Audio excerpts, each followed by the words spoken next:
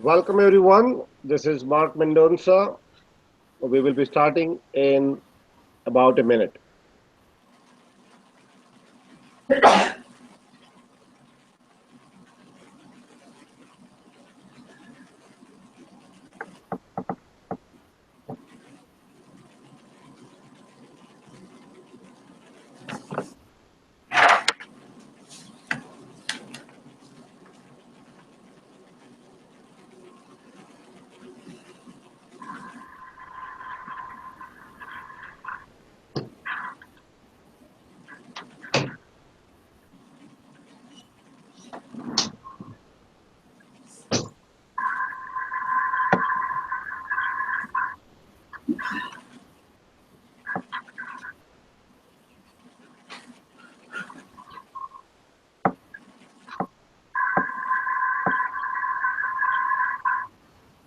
I think we can start. So I'm going to start.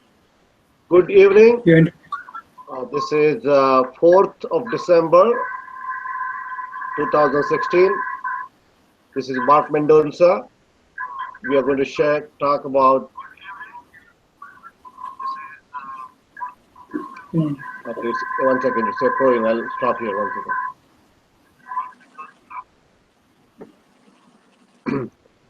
Good evening. This is Mark Mendonça. This is December 4th, 2016. Welcome to the Empower series. We're going to have a talk from Virindra Maloni on financial planning for a secure tomorrow.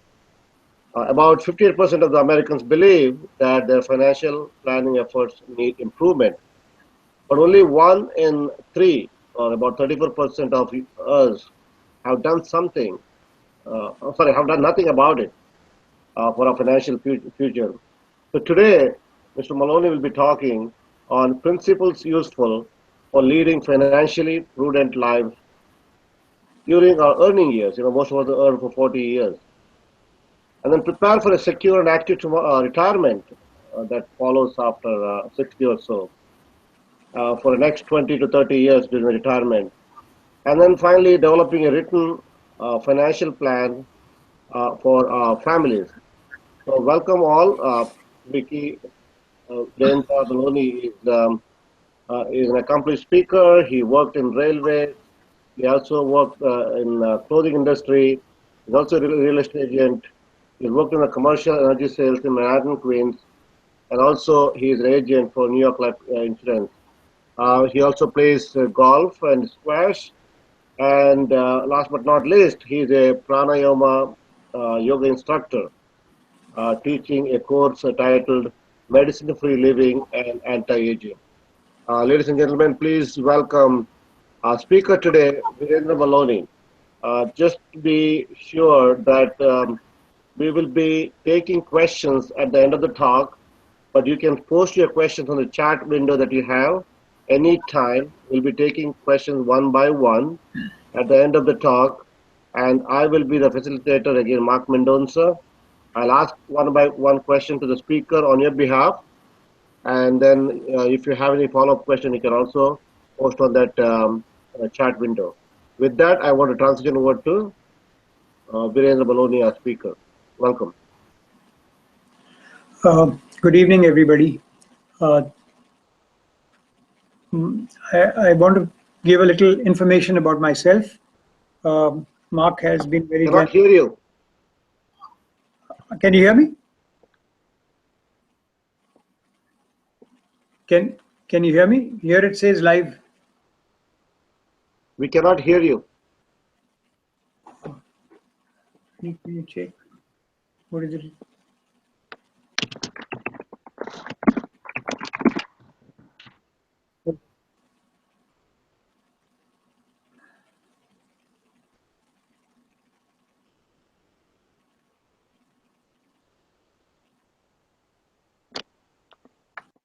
You're on mute now.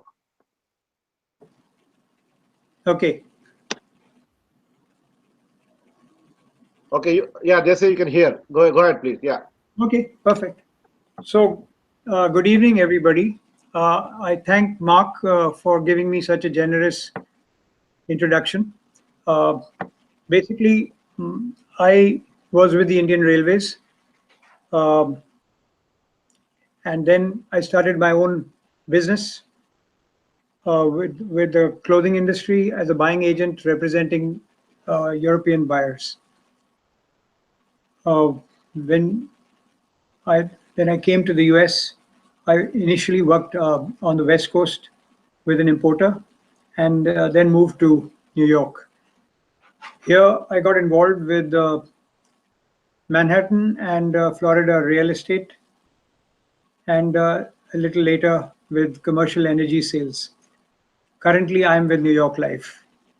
So, with that background, I just also want to welcome all of you for the time to be here.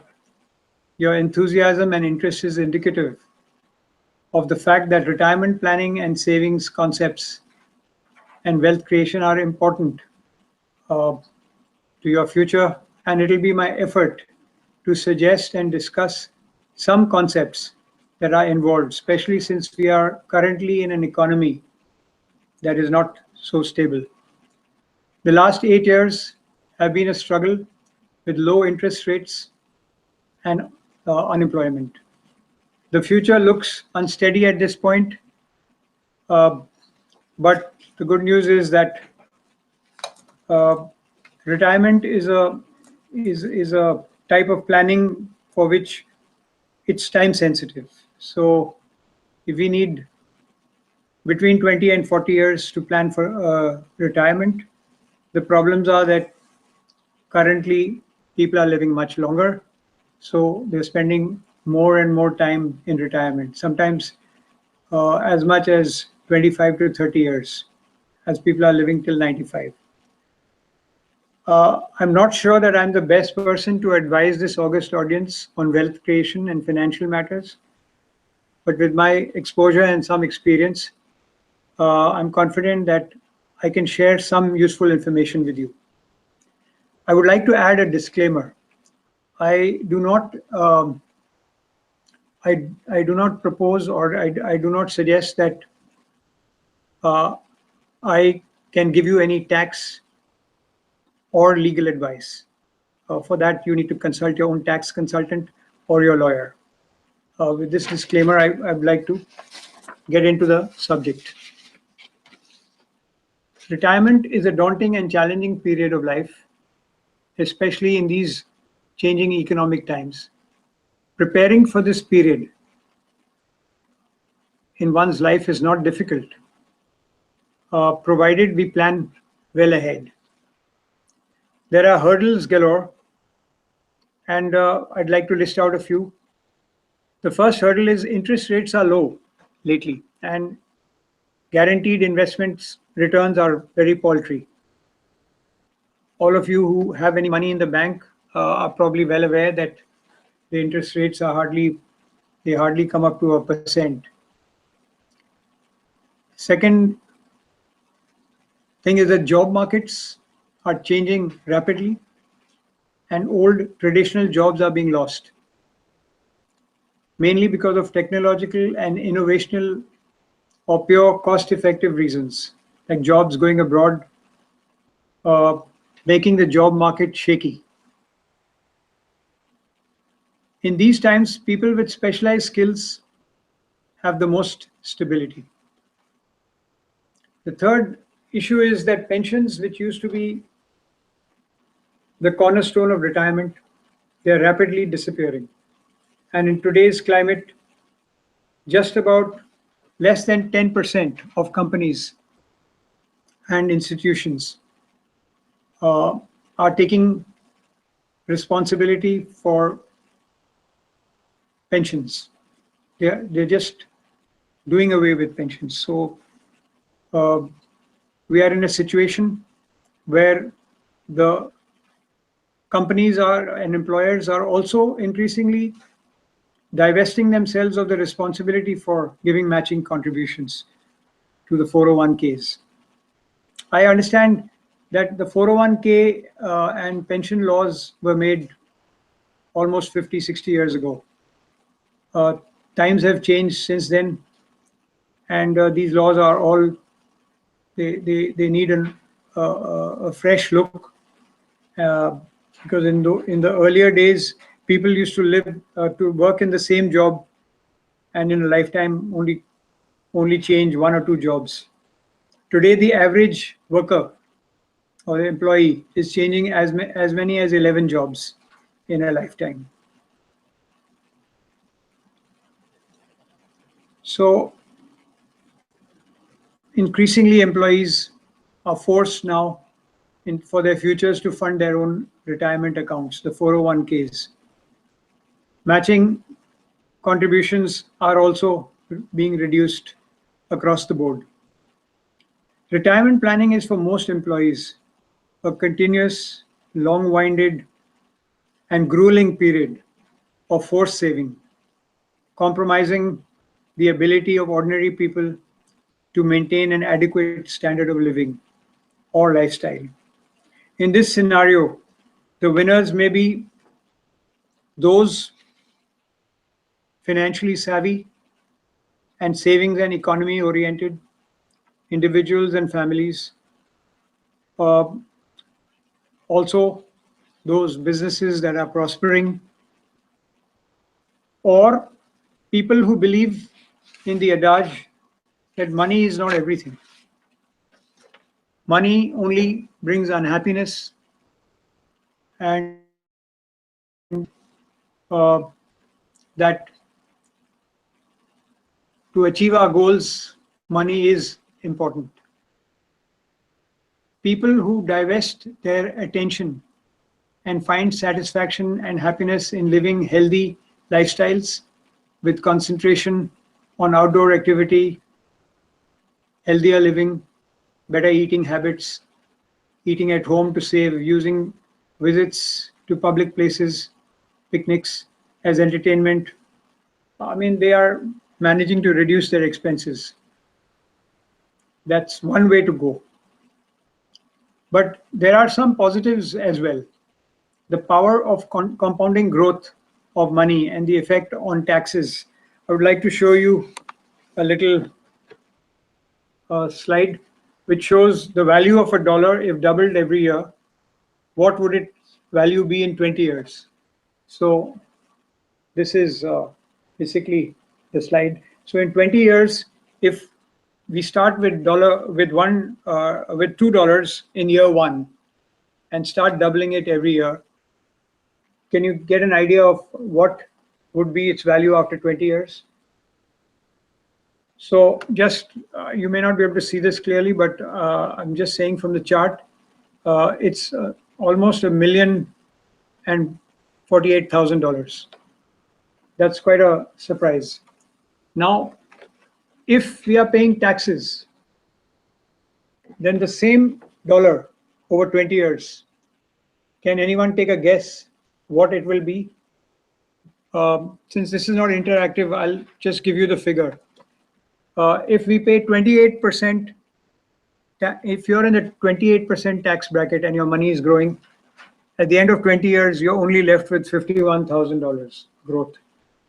So this is basically an attempt to show you the effect of taxes on your savings. If your savings are, if you're going to pay taxes on your savings and keep paying it on a regular basis annually as you earn interest, you're left with a pretty low saving rate. So this is one of the problems of saving for retirement. And that is why you've got to seek areas where you can have tax-free growth and tax-free distributions. Now, I've been doing some research, and I found that a person, MJ Marco, he has written a book, The Millionaire Fast Lane. The Millionaire Fast Lane is, he's advocated certain concepts of wealth creation and the mindset that we need to develop if we are to reach our goals of wealth creation. So he has some 7 concepts which I'd like to just share with you. So what Marcos says is that we must understand what true wealth is. And to understand true wealth, we need to improve our financial education and financial intelligence, which most of us don't have time to do as we are so busy in our own fields. But by learning different methods of wealth creation, uh, we might reach our goals in a slightly better manner. Marcos says that it's not about large cars or big vacations or large houses. That's not true wealth. He claims that true wealth comes from the development of three fundamental F's. The F's are, the first one is family. He says family relationships, community relationships, sharing, these are very important concepts. And if we concentrate on these, uh, we'll start understanding what true wealth is. The second is fitness. He claims that if you take care of your health, I conduct outdoor activities like skiing, jogging, exercising, getting fresh air, uh, you have more satisfaction in life, and you're happier. You lead a more happy existence. And the last F he talks about is freedom. Increasing your choices in life, that leads to more wealth and more happiness. So you could have the choices of the friends you have, the foods you eat, the activities you participate in. This takes you in the direction of cooperation, service, and slightly better lifestyle. Marcos says that someone can have a lot of money, uh, but still lack true wealth. He gives an example that a rich person who has constant fights with his own family is always exhausted and overworked and moody when he comes home.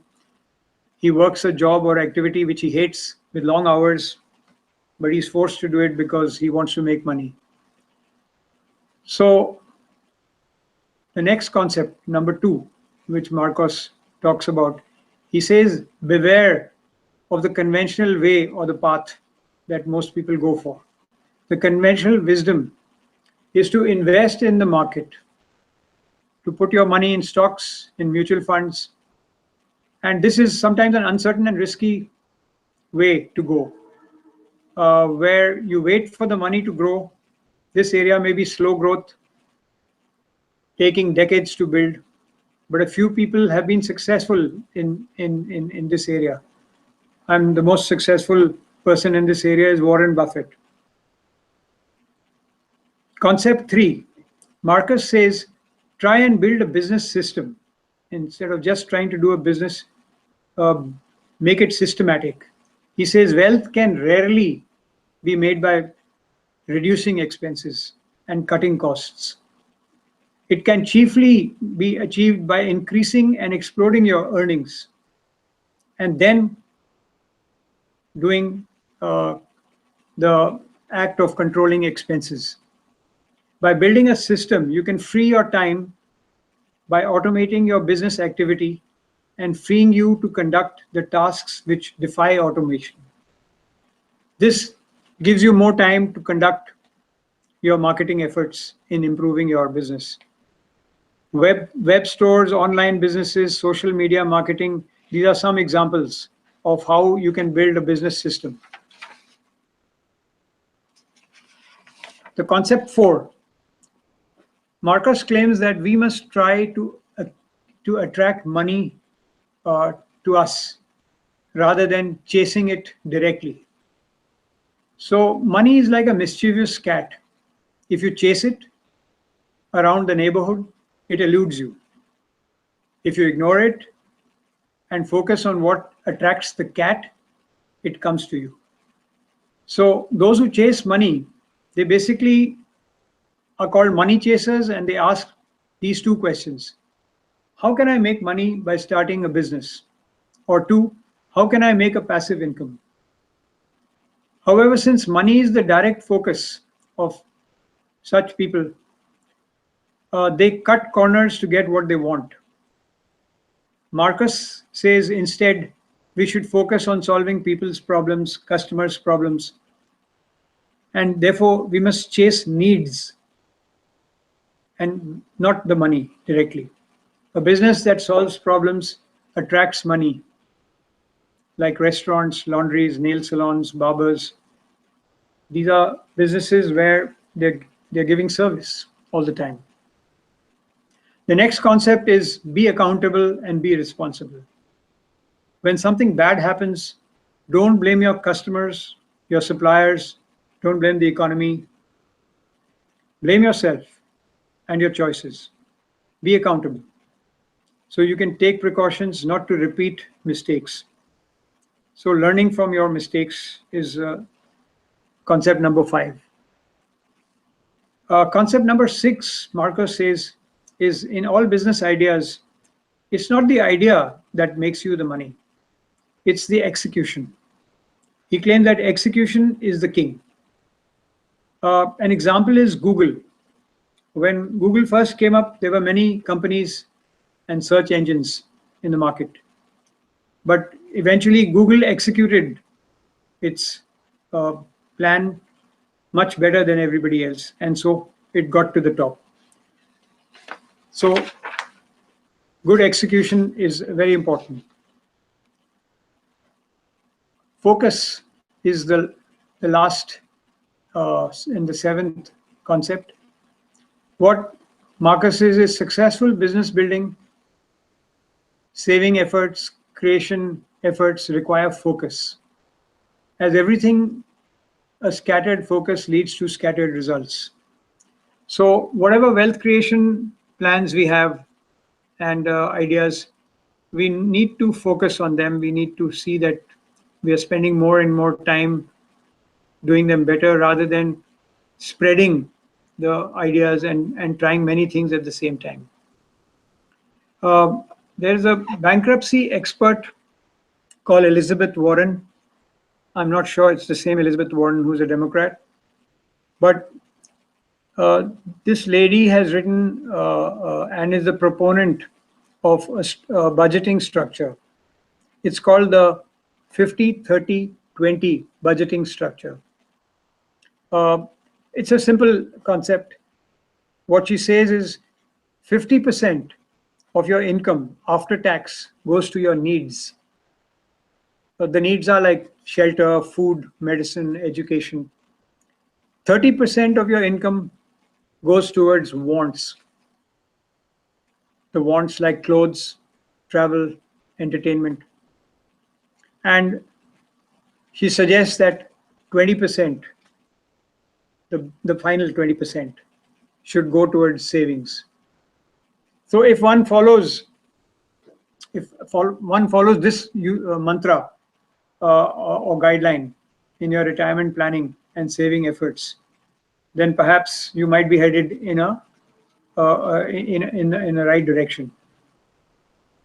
Now, there are certain habits that we need to improve on in our lives in order to frame the discipline to create savings and to create wealth.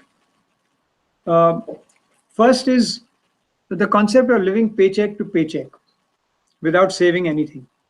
It's the road to disaster. No matter what your income level, savings is a must. The second problem and second hurdle to savings in this country is hiking up credit card debt. So once you have credit card debt, it becomes very difficult to increase any type of saving or to indulge in any type of saving because it just becomes bigger and bigger. There are many people, I don't know the percentages, but many people go into retirement with credit card debt. So you can see what credit card debt can do to you. Habits to live by. Well, some of the habits that we know about are simple living, high thinking, as they used to in the old days, not competing with the Jonases, practicing economy of time usage, economy of effort, economy in expenses, and one must declare a war on wastage. We should also encourage our families to join in these efforts. In striving to diversify our earnings, because that remains the only strategy. If you are depending only on your job, and if in a job situation you're compelled to switch jobs 11 times, a lot of savings is lost, just because when you change one job to another, you have to go through the rules of the new employer. And many new employers, when you join a new employer, he makes you wait for 1 year before he starts contributing or letting you give a matching, giving you a matching contribution to your 401k. So this way you can lose 11 years of savings if you change 11 jobs. So this is a area which is increasingly affecting employees. So one suggestion is that to diversify our earning capacity, we need to develop the concept of streams of income. If we are only relying on one job, we're going to have difficulty. So if we can have streams of income, we can make our job of diversification for creation of wealth and retirement planning much easier. So as it stands, there are many families with two income families, husband and wife, both working. These two income families, I'm sure, have an easier time preparing for retirement. But there are other ways to accumulate wealth. So income diversification suggestions, we've got a few. One is, think of a part-time job or doing something you might be connected, something that may connect with your interests. For instance, if you have talent in cooking or baking, then perhaps you could find a part-time job in a deli or a baking or a cake shop. And perhaps this activity can lead to you starting your own business at a later date. Second, you could develop an internet low-cost business in direct sales with a worldwide market. There are so many businesses with health products, gadgets. There are financial businesses in the market. These are web-based. They work 24/7. When you're sleeping, other parts of the globe are awake. And so if you can, and these are low-cost recurring businesses with websites, and it's another way to maybe generate some income if you have interest in this area. 3, you could develop income from your hobbies, coaching kids to play tennis, squash, cricket. You could be painting and selling these paintings.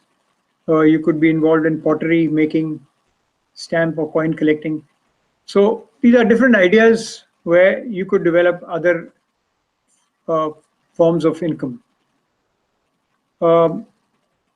Another way to go, which is very successful for people with that bent of mind, is real estate investing. Did you know that you could purchase your retirement home, a developed home site in Florida, with a small down payment of $2,000 to $3,000 and a monthly installment of less than $120? These quarter-acre home sites, you could pay for them over 15-20 years, and when you're ready for retirement, you could go and build your home and maybe shift there. As you know, from the cold parts of the US, a lot of people go and settle down in Florida. So this is one idea. Another idea is that if you invest in 2-family homes or in some commercial plots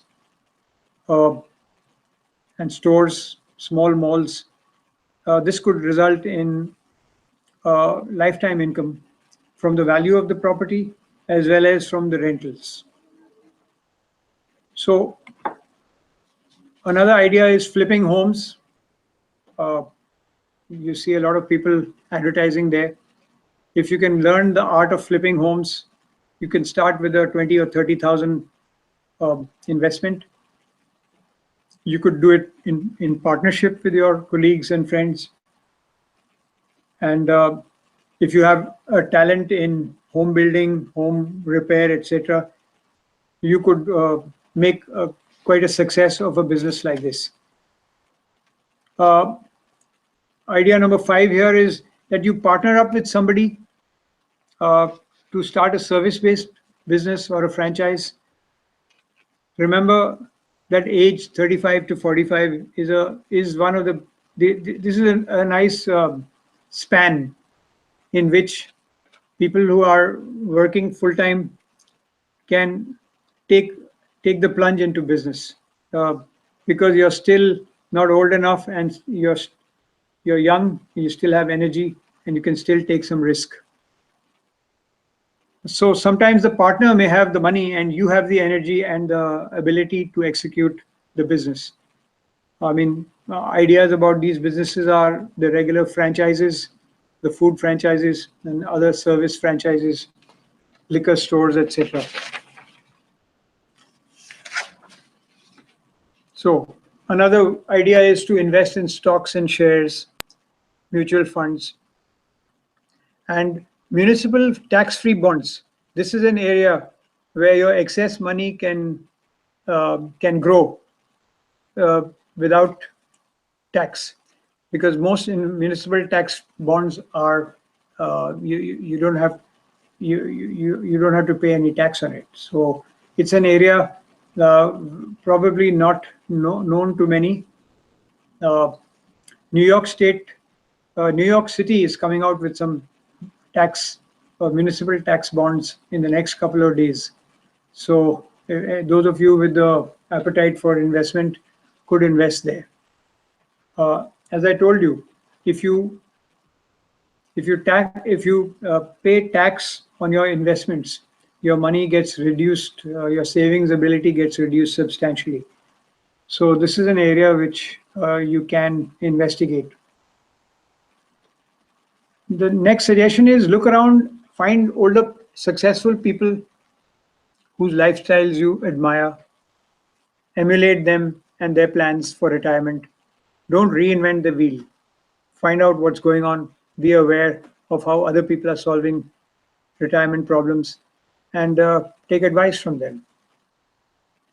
Talking to successful people helps you grow and get more ideas. And one more idea is that if you can pick up a skill every year of your life, and you could, for instance, you could drive part-time, you could invest some of those earnings towards retirement. Networking with others constantly to get more ideas is another way to go.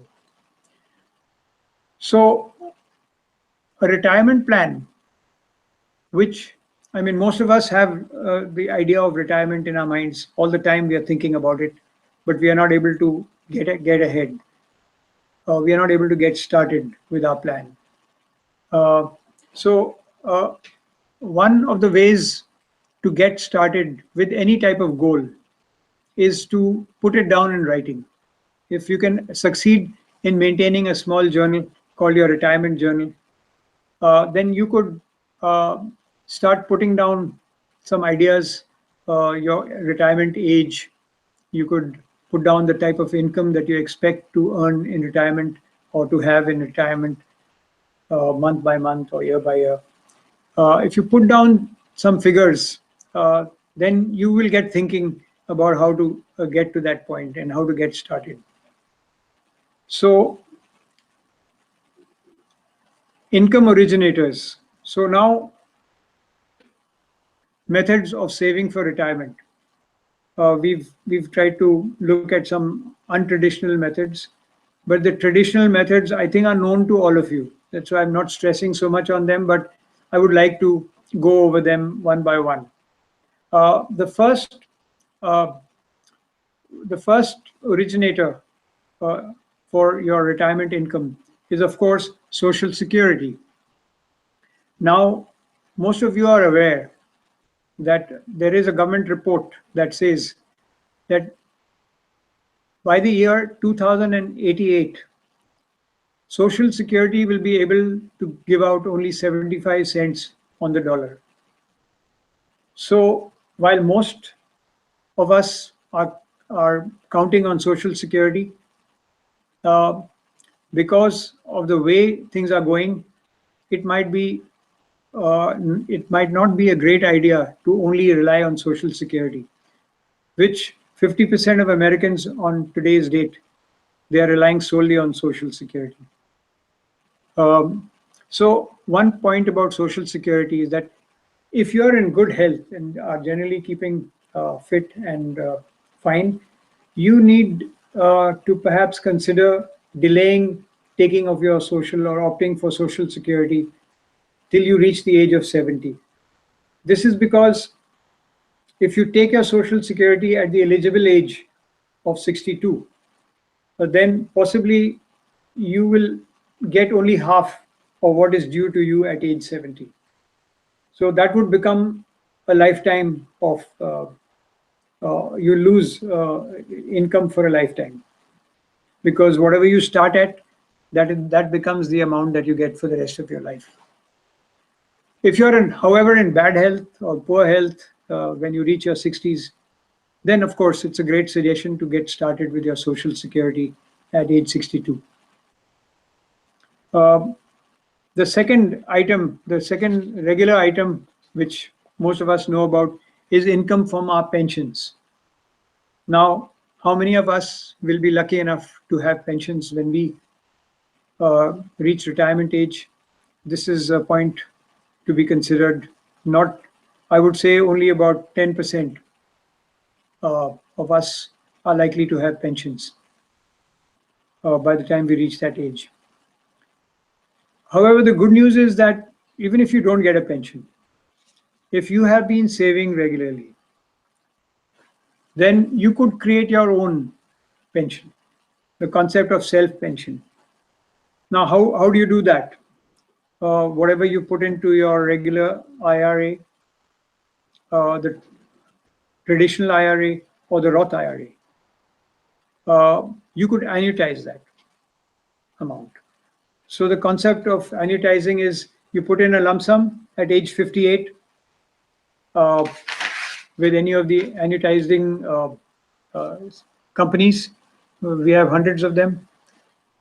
Then just to give you an example, that if you have saved 106,000 and deposit this amount with an annuity company at age 58, then you can virtually get a pension of almost $1,000 per month for the rest of your life, for as long as you live. So there are concepts in annuity which need greater discussion, but this is just an idea that if you do not have a pension, you just need to be able to accumulate sufficient money and try to get a monthly amount, because that will work better for you in retirement. During retirement, it's not good to rely on the investments, leaving your money in investments in CDs and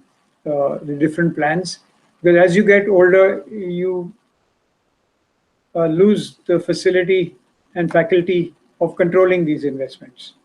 So you want to have guaranteed income. When you want to have guaranteed income, annuity is one of the ways to go. So income from your for your self-pension can also come from Roth IRAs. Roth IRAs are great vehicles for putting your after-tax money and then getting the distributions entirely tax-free.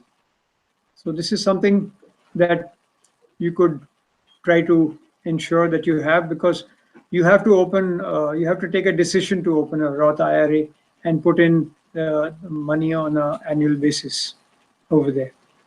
Another way that you can get after-tax distributions, after-tax contributions and tax-free distributions is in the insurance that you can take.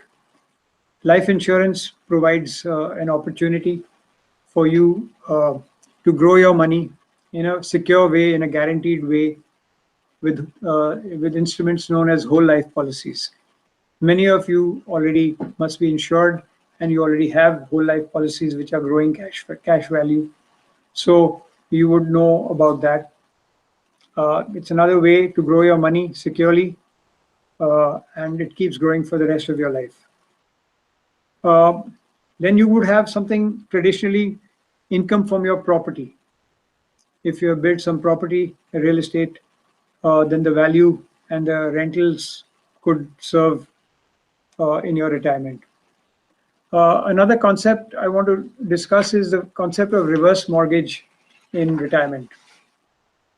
So most of you know that when you buy your first home, you have to go out and get a bank loan from a mortgage company and buy a mortgage and buy the home. And then you spend the rest of your life, hopefully, just before your retirement, you manage to pay off your mortgage. But now there's a new concept that once you own your home and once you own the money that's lying in your mortgage,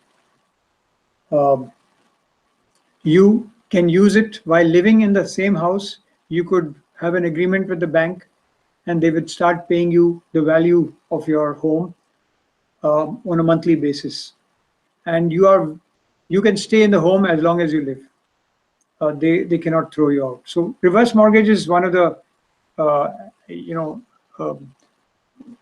concepts that you can use in retirement. So our financial security is dependent on our savings, or on our income, on our innovation at providing funding in the event we live a longer life. That means 25 to 30 years in retirement. This is happening on a regular basis. And I'm not sure that you would like to rely on your children to help you at that age. Some people say that by that time, most young people will be on other planets. Don't include Medicaid as your solution in retirement to save on health costs. Will be denuded of all your assets before you get help from Medicaid. The only problem is it is time sensitive. I implore all of you to get started as early as you can. Getting started is half the problem solved. I want to just mention one more item which hardly anyone thinks about at this age because we are all healthy. But there is something called long-term care. One is disabled in an accident or with a heart attack, and one cannot execute the 6 activities of daily living like eating yourself, changing your clothes on your own, going to the toilet, etc. Then you're considered as disabled. They say, some statistics say that 62 are 50% more, they have 50% more chances of living till the age of 95. And there's another statistic that's come out lately that says that if you reach the age of 65, there are 50% chances of you, 85, of undergoing or facing some sort of disability in your life. Now, if you have done no disability planning, or if you've not done anything for your disability, like an disability insurance, long-term care, or if you have not taken the chronic care riders on your whole life policies, then chances are that if you are disabled, you may have to sell your home. Your wife will then lose her retirement savings. So this is an area which increasingly I would encourage people to give some thinking, because you don't want to lose your retirement savings for a disability event. So with this, would like to end, and thank you for the opportunity to talk to you about this subject. It's a vast subject. I'm sure that I can't do justice to it in about 30-35 minutes. But all I encourage you is get started with your retirement planning, seek advice and counsel from people who are specialists, and also do not delay in this process if you can. So thank you for letting me speak to you this evening. So Mark, I'll take some questions. Are you ready for questions? Yes, I'll go ahead. Can you hear me? Yeah, loud and clear. Can you hear me? Yeah, I can hear you. Okay. The first question comes from Effie Fernandez. What are your views on term insurance versus whole life insurance? Okay, very good question. See, term insurance is basically rental insurance, and rental insurance, you pay a very low cost, be insured high value. So term is usually preferred by young people who have families, and you need family protection in case somebody doesn't come back home one day, kids, a family, and then he needs to be, the family needs to be covered for at least about 10 to 15 years of expenses at the standard that they are accustomed to. So term life is usually a cheap insurance when you're not earning much. Also, it makes sense to start with term. So taking term insurance, your insurability changes later during the term policy, you can still convert regular permanent whole life policy. Now, so whole life policies basically, they help you in your retirement. They accumulate cash value. They have a guaranteed death benefit, increasing face amount, which grows with dividends.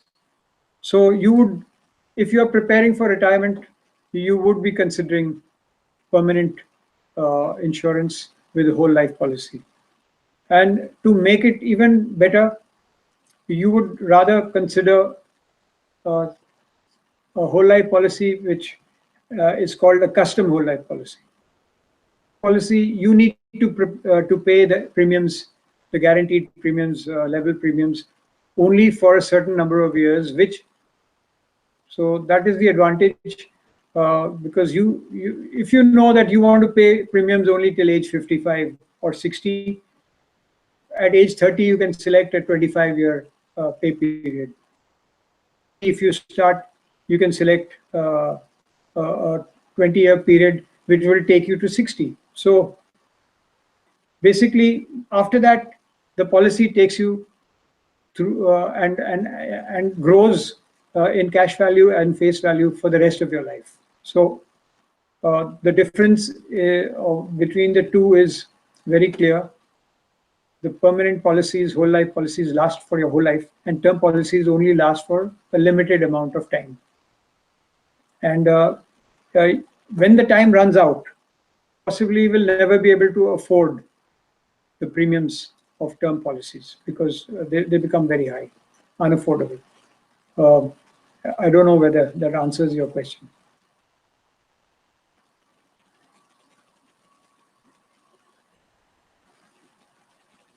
Can you hear me? Okay, the next question. So I have some difficulties hearing you. So I assume you're done, and I'll ask the next question. You can probably give me thumbs up. I cannot hear you. That I can go to the next one. So the next question I have is, since the interest rate is so low and there is no guarantee, one second, let me scroll this up, and there is no guarantee of home appreciation, is it prudent to rent rather than buy a home? So the question is, since the interest rate is so low, is it prudent to rent rather than buy because there is no home appreciation? Uh, I would say most people like to own homes, and especially all of us who come from India, we want to own our own homes.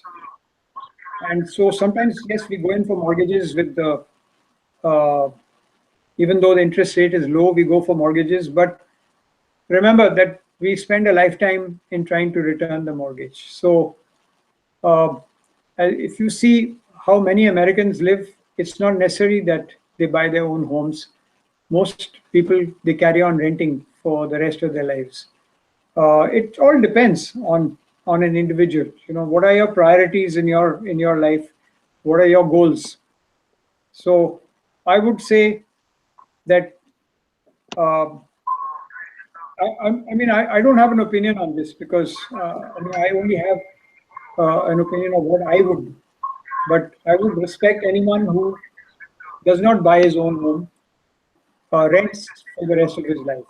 I would respect such a person because cannot take on the burden of taking a big mortgage and being able to return it.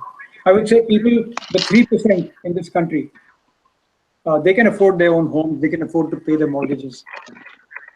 For the people who are struggling, it's a big decision, and they could possibly take their own decisions. Has its disadvantages also because you have to pay taxes every year.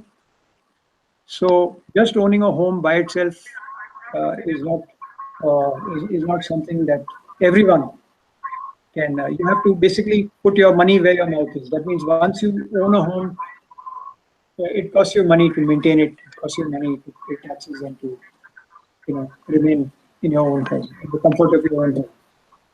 So I hope that. I mean, that's my opinion.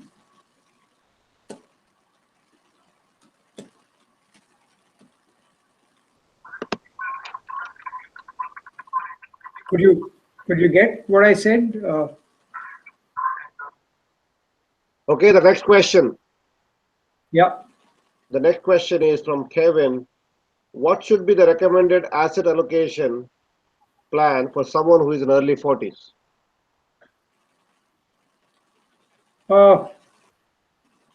It's a good question. It's a difficult question. It depends on a whole lot of issues. Uh, what is the income of the? What is the income level of the person owning? But to answer this question without having any information, go for Elizabeth Warren's, structural concept of 50, 30, 20. 20% of someone's income who's very motivated should go towards some sort of savings and be allocated uh, to different types of assets within your saving portfolio. I mean, that's a generic, that's generic advice because I'm not sure what the person is earning. So I would say anyone who earns up to $50,000 a year have to seriously save 20% of their assets. People who are earning above that, they have more flexibility in retirement and for retirement because they have more money available, depending on their expenses and what is their cost of living. So I would say a 15 to 20% savings portfolio and your assets to be allocated accordingly would be a good way to go. I know it's difficult, but it's still the way to go. I guess you gave me a thumbs up. I cannot hear you. So the question I think Yeah, more was asset allocation in terms of stock versus bonds, right? And what oh, should okay. be That's allocated. But I think you cannot say it's basically based on multiple things. And I was reading a book called Bunkers, yeah. um, It's based based on Debunkers, your risk something appetite. from Ken Fisher. You And what he know, says about it's not about how much allocation. It talks about your time horizon, how much risk you can tolerate, and accordingly, and where the market is going. If you have the view, you have to put those, whether it's 80-20, 70-30, and things like that. Anyway, we can maybe have a follow-up question on that, or if the person has a follow-up question, I can post. So the last question I have here is, what is the name of the book that you were referring to? uh, the the Marcos book. It's called The Millionaire. Just a minute. I'll give it to you.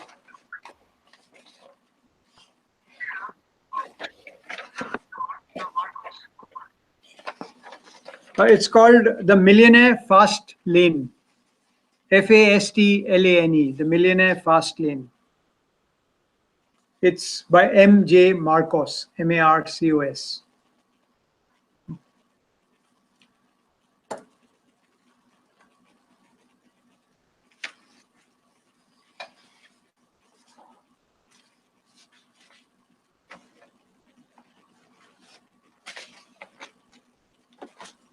Have they, have they got it, or do you want me to Okay. type it? I think that's the last question I had. I think I answered. The person said that thank you for answering the question on asset allocation. I just wanted to, we are just 4 minutes away, and I want to thank Mr. Maloney for a very, very insightful discussion. When I heard about the securing tomorrow, I thought you'll be talking more about money. But I think what you really gave is a different kind of insight into how the 7 themes of Marcos, how they're important, from Elizabeth Warren, how budgeting and what people need to do. Most of the time we spend more money on wants rather than needs, right? And this, I think the number 50-30-20 really makes sense, where 20% should go to savings and 30% should be wants. I wish our wives could hear this, and that's why I asked my wife to sit, but I don't know where she is. But that's one of the things which is very important. Another insightful thing that I heard was, average people change jobs 11 times in a lifetime, and based on their 1 year gap in the 401 contribution, they could lose for 11 years. And actually, this is maybe the past statistics, right? Many of us, pre X Gen or whatever, we used to work for a company for a longer time, but the new generation probably they don't stick around more than 2-3 years in a company, and that means it could be much more than 11 times on average if they do these statistics, 10 years from now or 20 years from now. So those are very, very insightful things. And lastly, I just want to thank for the several ways that you came up with an examples of how people can make money using multiple streets. And I think that was a really eye opener for me. You gave examples about flipping homes, internet-based business, reverse mortgage, and all those ideas, real estate. And I really feel that it was much more prudent session. I want to thank you very much, and hopefully the listeners today will spread the news. And also, what I have seen is most of the people, depending on the time, right, they will watch this over and over and again. And it was a very, very informative session. I want to thank again. I cannot hear you, unfortunately, so I'm just going by the gestures that you can hear me. Yeah. And I just want to Yeah. end this broadcast. Thank you very much. And if you have to say a final word, Virindra Maloni can be reached. His telephone number is 646-206-4081. It is also there in the email that MCA-EC sent to this morning or yesterday morning, and his profile there, and also the YouTube link. You can always go there, watch this, and also you can go to MC or YouTube and type MCA-EC Empower Me. You'll get this link and all the past links. So this is our last session for the year. And next year we'll have these monthly sessions on various tracks. One will be technical track, let's say project management, Google for Dummies, and things like that. One will be health track, and a financial track, and we repeat this. We want to do this much and more and more sessions like this with great speakers. Thank you again for listening. And if you have a final word, Mr. Maloni, please go ahead, and then we'll end the session. Thank you very much for giving me this opportunity to talk to all of you. Good night.